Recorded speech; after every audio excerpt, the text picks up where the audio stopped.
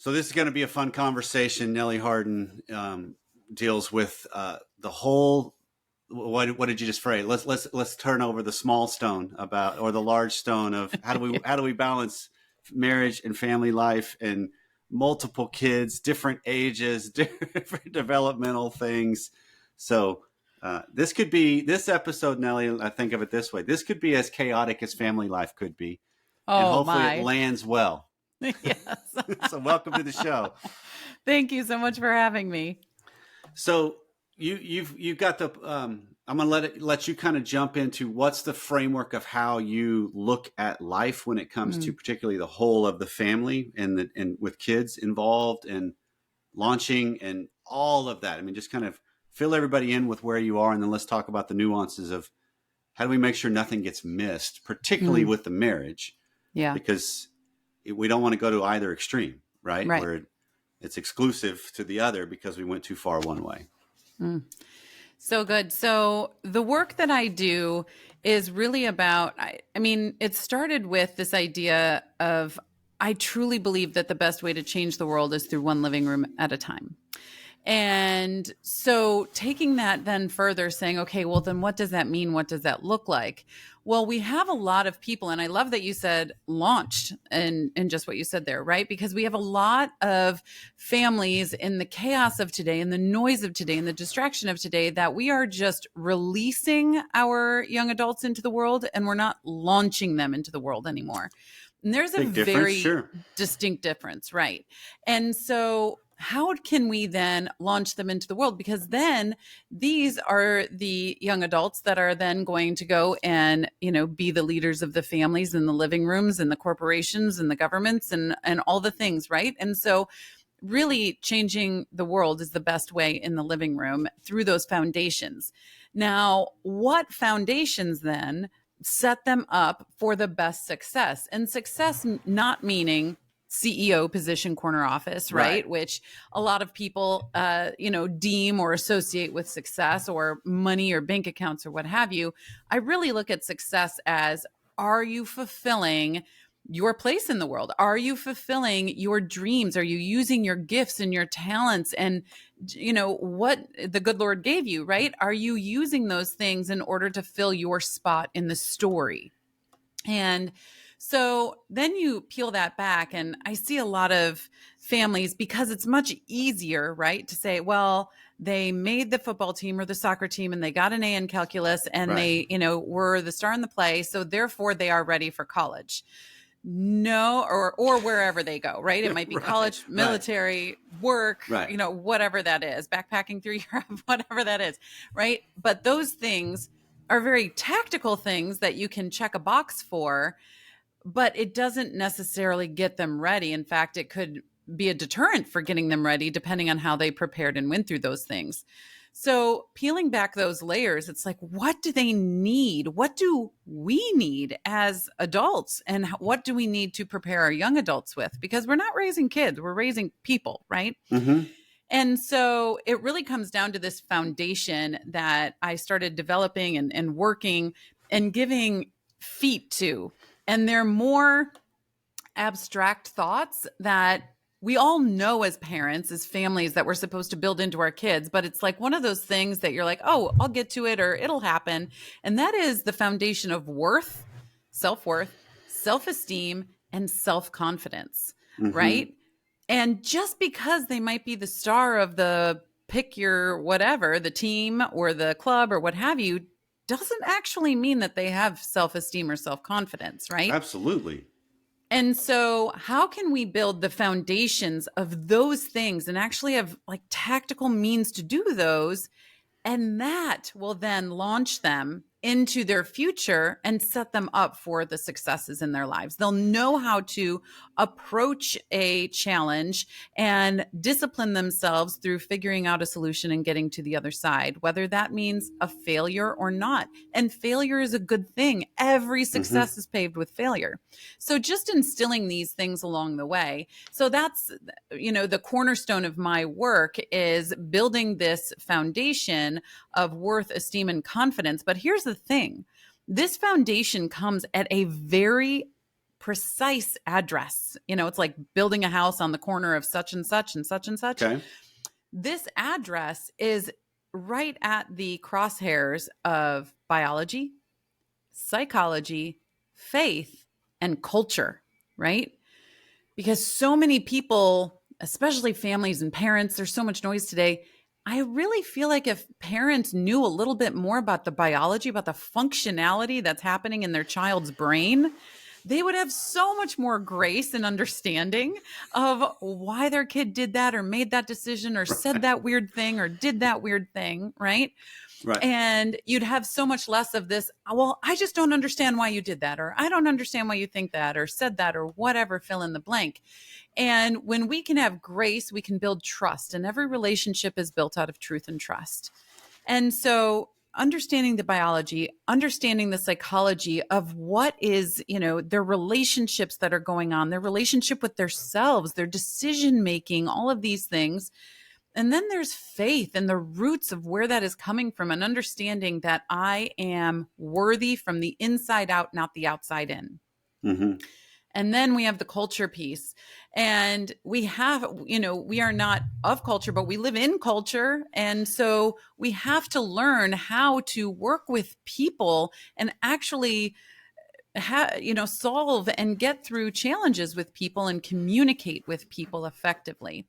And so that's why this foundation of worth, esteem, and confidence is built exactly at that intersection right there. And it really is imperative. And so I came from a perspective of, I was 17 when I left home and went off to college. And looking back, I really was not ready for that. And when we are releasing our kids out into the world, and no fault of the parent, like parents, I truly believe, are doing the best they can with what they have. So let's give them resources for this stage of life, this training zone of adolescence, right? So when I left home, I really wasn't ready. And me, like so many other adults that I know today and kids that are being released today, are just chasing worth everywhere that they can find it. And that leads down some really tough roads. And that led down a really tough road for myself, decades of healing. And then I was given these 4 daughters. I have 4 daughters that are 18, 15, 15, and 13 right now, twins in the middle. And so then I was given these 4 daughters, and it was like, here you go. You know what, was missing. You know what needs to be built because of your own experiences, your own everything you've gone through. So here you go. And here's these 4 young women. And so approaching life right now with 4 amazing teenage young women that are living life in this time, which is a different time than any other that we've experienced socially, globally, etc. Right. It's very interesting knowing that this is the foundation that is and was and will be need to be built. But how do we do that today? So that's the work that I do. No, that's so good. And so I guess there's a couple of questions that come right to mind. One, I think I want to save for the extended content because this could get in the weeds. But the first one that comes to mind is what does the role as we parents play? What's the, because I'm a believer in I can't impart something I'm not living. Mm-hmm. Right, because nothing is more evident and seen through easily than do as I say, not as I do. Right. Right, because it's that whole, but I want better for you, even though I'm over here being lazy and undisciplined and letting things go. And it's kids pick up on that. Everybody picks up on that. Yes. And so, what's the role that as we're starting this conversation as a parent? Or a married person doesn't even have kids yet, or a married person that has kids, but they're all out of the house, because I think there's still a relationship here. What's the role we play to help impart these 4 dynamics at that intersection? So here's the thing.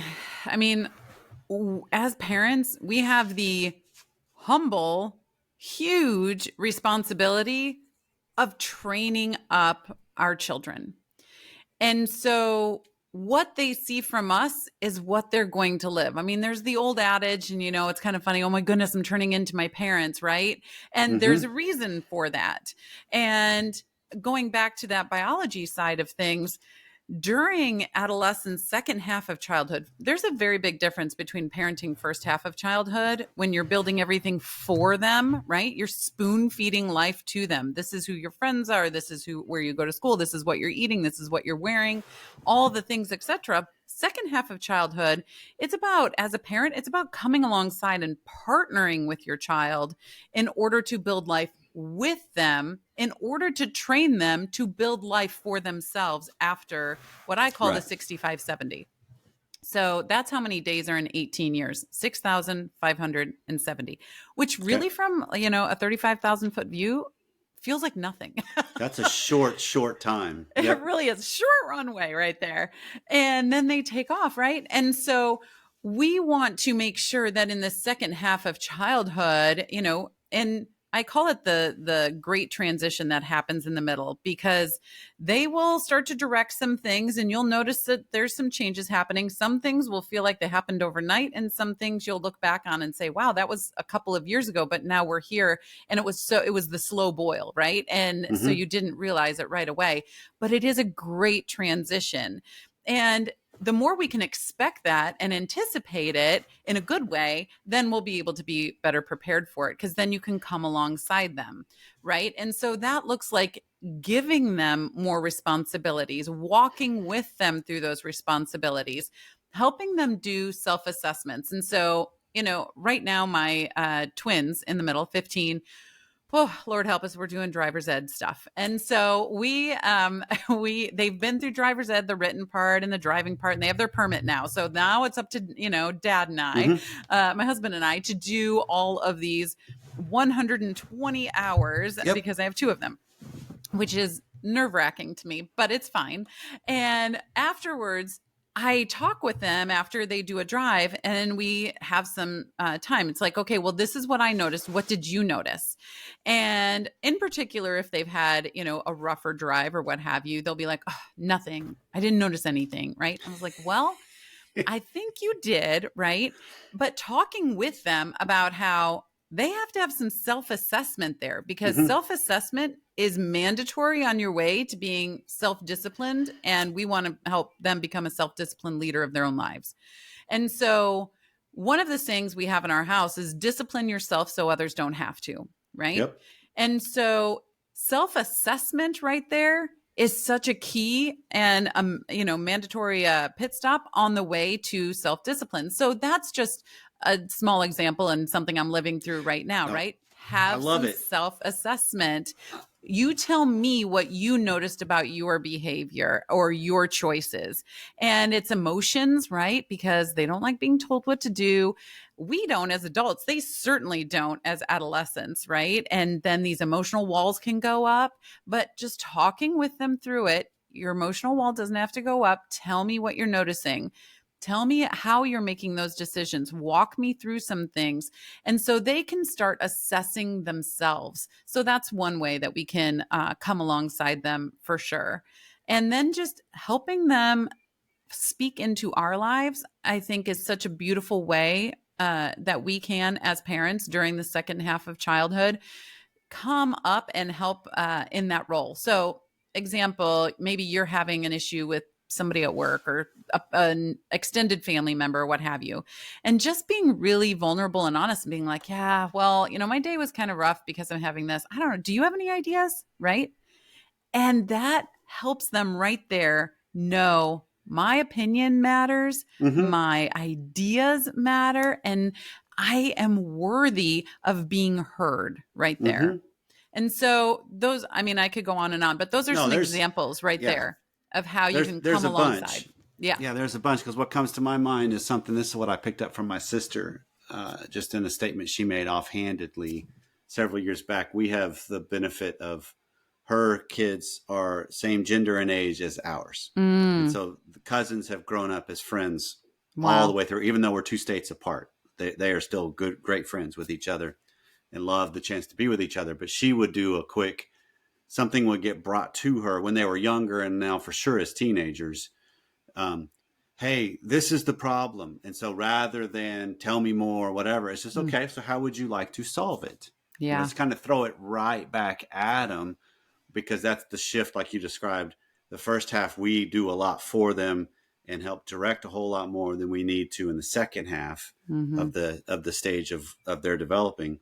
And so it throws it back in their lap to figure it out, because that's one of the bigger things I see right now, thanks to the world of helicopter parenting and snowplow parenting. Mm-hmm. Problem solving skills are bad Yes. in a lot of instances for people, and that's a bad thing for our world in the long run, It's because awful. problems Yeah. aren't going to go away. So how do we get better at, wait, this isn't mine to solve, but I am here alongside you with it? That's what you're describing, right? Is Right. that I want to partner with you. I want to let, in your example of the driving, I want to let you have the wheel. Mm-hmm. I'm here pounding on the floorboard like there's a break sometimes, but it's still, I'm here to help and assist as much as I can. But that's a real good metaphor, if you will, Mm-hmm. of Yeah. that transition, which then I think then what you're describing means I've got to learn to let go of the reins a little bit. I've got to Mm-hmm. learn to not be the important, quote unquote, person as they start to evolve into their own importance as they see it. Yes. Yeah. I see them as maturing into their own creation, right? When they're little, right? You are creating this family, with your spouse, and you're creating this family. And then a great transition in the middle happens. And then they start becoming their own creation.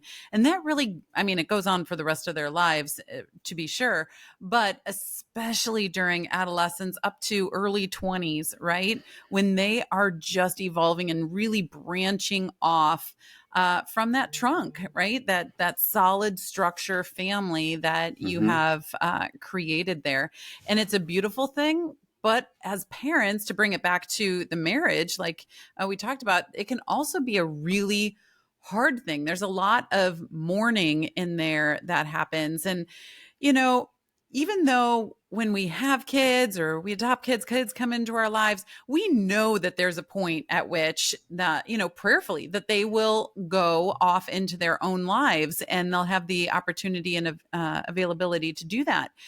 But just like, speaking as a woman, just like when you're pregnant, birth is coming, right? It still does not make birth easy.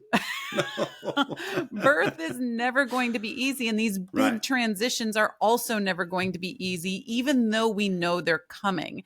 Right. And so it's been interesting for me talking with other parents that have had their firstborn child go off to college. And I hear some, oh, it'll be fine. You'll be fine, right? These more passive. And then I get no, it was actually the hardest thing I've ever had to do, right? Mm-hmm. I went in, his or her room and I just knelt and cried, right? And you get the really raw, sense. But here's the thing, it's you can collect stories. I love to collect stories. I'm a story collector, storyteller, but live your own story in whatever Mm-hmm. transition that you are going through. You know your kids best. You know your spouse best. You know your family best. And whatever's needed for that transition, do that because you know what is needed. Yeah, and that's that concept of, I can't sacrifice all of myself for the sake of somebody else Mm, indefinitely. I mean, we do that at the very beginning, right? right. Infant stage is all that. Mm, Their survival is contingent on other people making adjustments to them yes. in large part. And then if you think about it, that largely just goes less and less and less and less and less as Mm, it gets further along, right. as hopefully as a kid evolves. But because this is the one thing I keep coming back to, and let's kind of land it here with the first segment. Um, any thoughts on what about the marriage as you're Mm, going through this? Because that's the stuff that's so easy to get tossed aside in a lot of yeah. families, because it's easier just to focus on parenting because I have a better bond with them, or I want better for them than I had for myself. If they're of the same gender, that's an easy kind of Right. whatever. Um, but there's a cost to it. And what have you come across that really does help enhance the marriage alongside this whole process too? So here's the thing with that. A part of your child's life is going to be maybe or hopefully building a marriage someday, or at the very least, building relationships with other people. And the primary relationship that they see in your house is between you and your spouse. Mm-hmm. And so that being responsible and respectful to your marriage is just as important as being responsible and respectful toward your children, right?